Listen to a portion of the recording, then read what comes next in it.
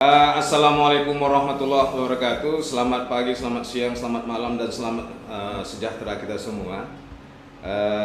Kawan-kawan, hari ini saya Raudah Jamba akan berbicara seputar masalah COVID-19 ya, corona ya.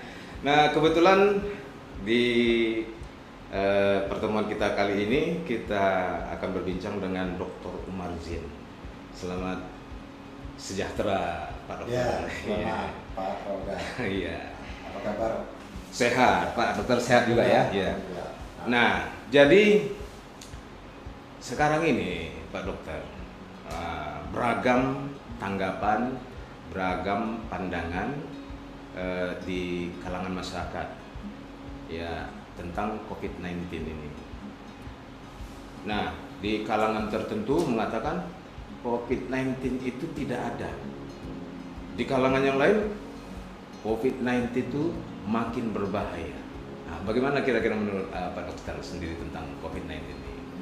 Kalau begitu, saya dulu ingin bertanya kepada Pak. Menurut Pak Raudah, ada nggak COVID-19?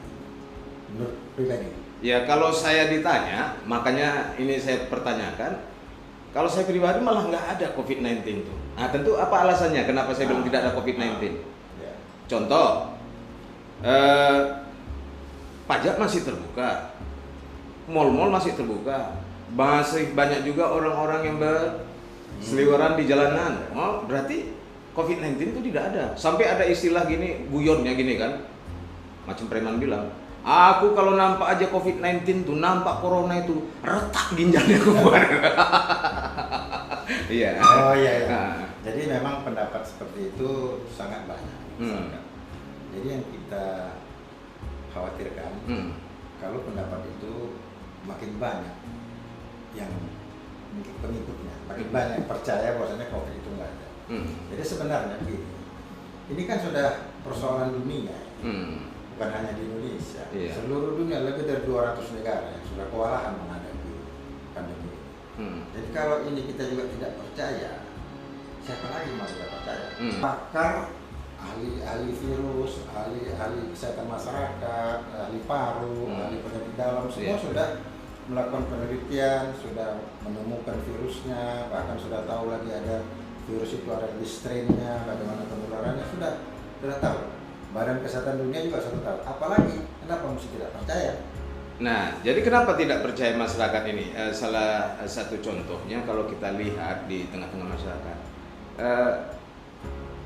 di pajak-pajak tadi, di pasar-pasar tradisional tadi masih juga orang jualan, masih juga berjalan-jalan, di mal-mal masih juga orang berjualan, di kafe-kafe apalagi dok, ya kan, masih banyak berjualan. Nah, yang lebih berbahayanya lagi kan, malah kebijaksanaan yang dilakukan ini malah jadi makin meresahkan masyarakat. Contoh, kalau kita kaitkan dengan pembelajaran daring ini kan, pembelajaran daring. Nah, dibuatlah stay at home ya kan, berkarya di rumah, belajar di rumah, berdiam di rumah. Ini mama ngamuk semua. Ya, ngamuk semua. Ada yang tidak punya pulsa, ada yang tidak punya HP, ya kan? Ada yang gagap teknologi. Nah, murid itu misalnya ada 40 orang, yang bisa cuma 5.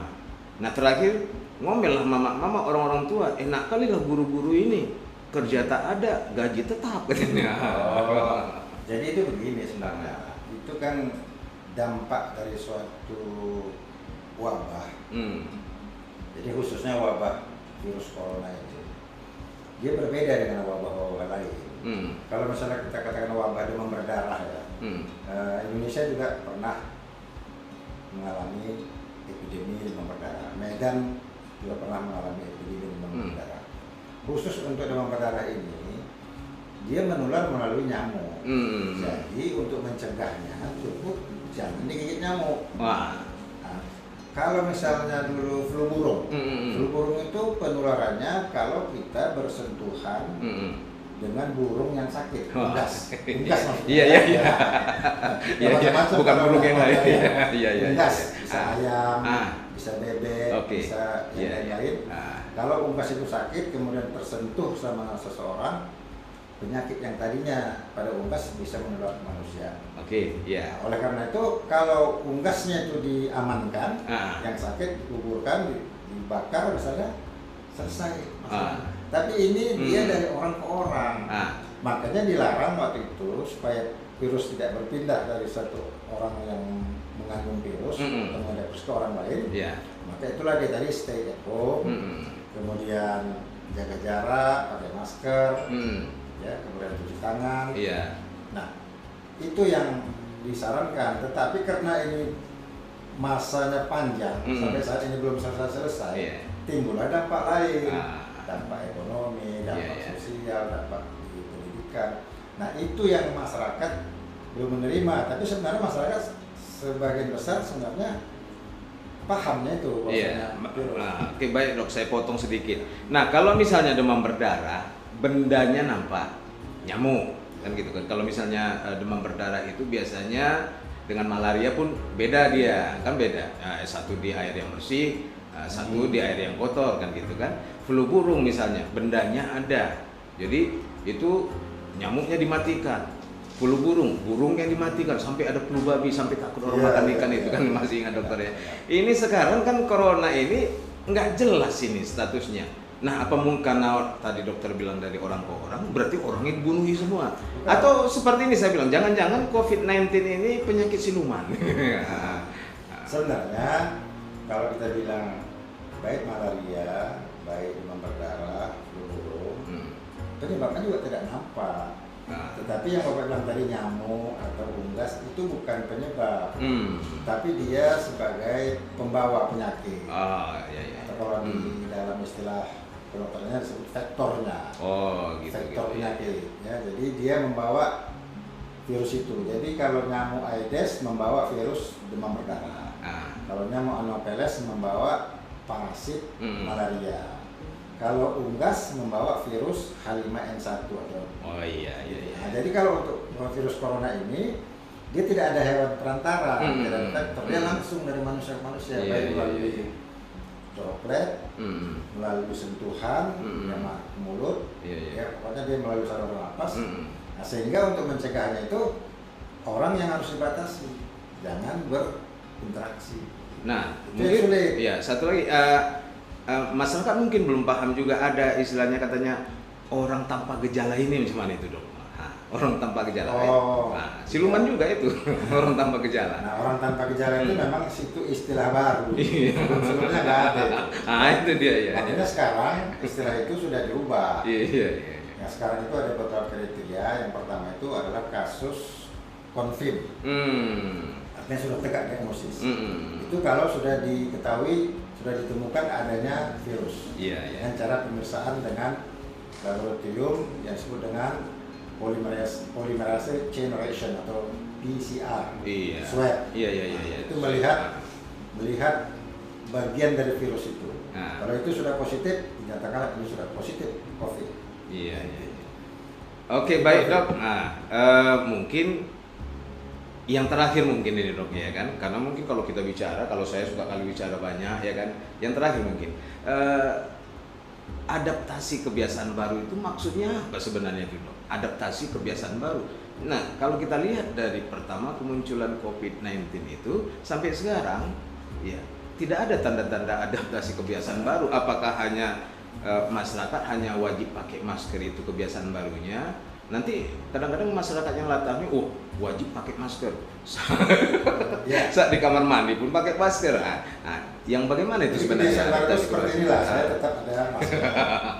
Masker saya Tapi khusus untuk kita ini yang menjaga jarak, kalau kita pakai masker kan kurang jelas suara. Inilah yang disebut dengan adaptasi kebiasaan baru. Standby ada masker.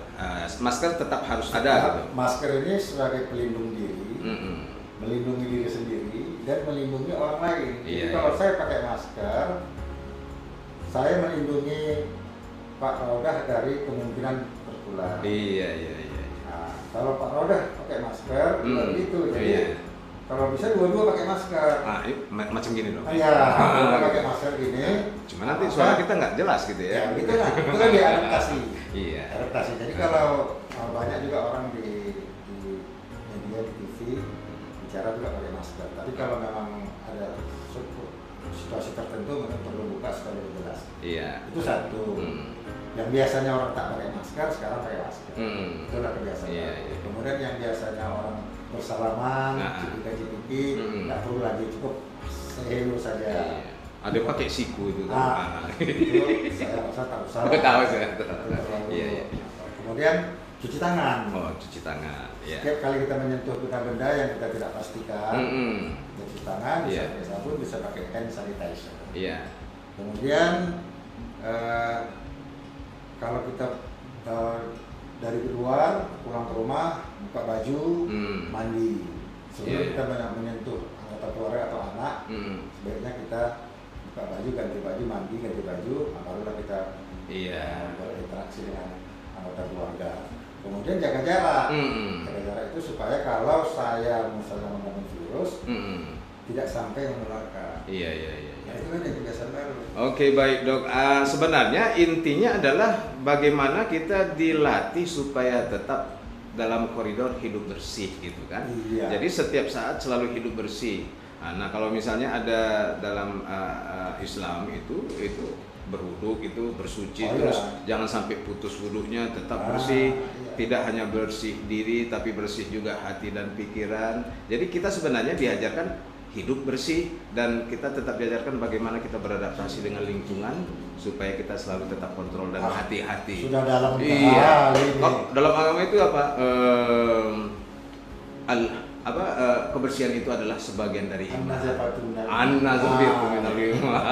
Iya, dokter religius juga. Oke. Jadi teman-teman, kawan-kawan, menarik sekali pembicaraan kita dengan Dr. Umar Zain ini. Nah, kalau seandainya ada hal-hal yang mungkin kurang berkenan bagi kawan-kawan, itu tentunya kekhilafan kami. Tapi pada intinya adalah bagaimana kami ingin menyampaikan ke masyarakat bahwa ya kita harus tetap kontrol diri, jangan mentang-mentang gitu, wah mentang-mentang tidak ada kejadian terus kita suka hatinya. Ya paling tidak itu kita menjaga diri kita sendiri. Kalau udah kita mampu menjaga diri kita sendiri, maka kita akan mampu menjaga keluarga kita. Dan kalau kita sudah mampu menjaga keluarga kita, maka kita juga bisa menjaga negara bahkan dunia. Oke, banyak sebenarnya yang disampaikan dengan Dr. Umar Zain. Terima kasih Dr. Umar Zain atas pembicaraan kita hari ini. Oke, kawan-kawan, terima kasih juga sudah menyaksikan dialog kami yang sebentar ini. Mungkin ada dialog-dialog yang lain yang lebih bernas lagi, yang luar biasa dengan Dr. Umar Zain. Terima kasih atas perhatiannya. Assalamualaikum warahmatullahi wabarakatuh. Salam sejahtera untuk kita semua.